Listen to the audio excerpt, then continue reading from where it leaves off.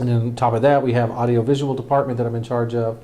In there, we get to transfer older analog materials and digitize them and help for preservation so that people have access in more modern formats and digital formats. It makes it easier for access for people to see older film, listen to older recordings.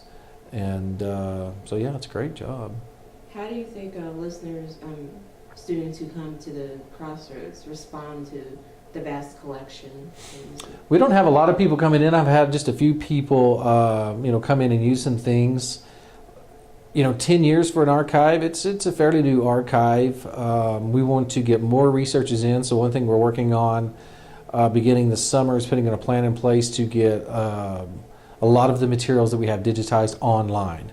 That way we can get more people access by getting it online, because not everybody can come to Lubbock, Texas, and not everybody who's there on campus is interested maybe in music or something like that. But West Texas music, which is our main focus, of course, we get music from the broader Southwest also, as well as more of the United States.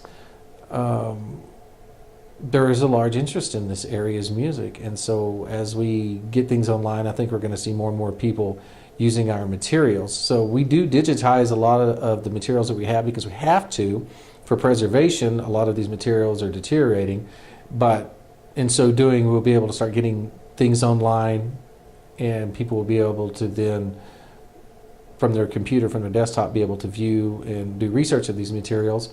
And then they're able to inquire with us about additional materials that we have, because we can't put everything online. It would just be a massive amount of information, and it's just you got to have enough storage space and bandwidth for certain things, and yeah.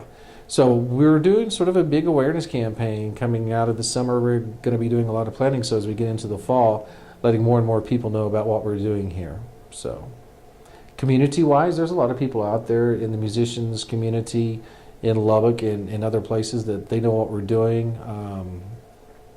We're constantly going out and contacting people when we find out about a music collection. There's a Native American collection that we're looking at right now.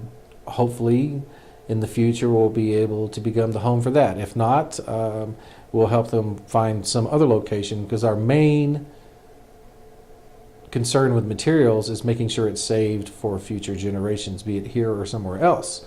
And of course, we would love for it to be here, but our main thing is when we find collections that are perhaps in danger of being lost for some reason, we like to try and save it. That's the number one thing, is save the material for future generations. Why do you think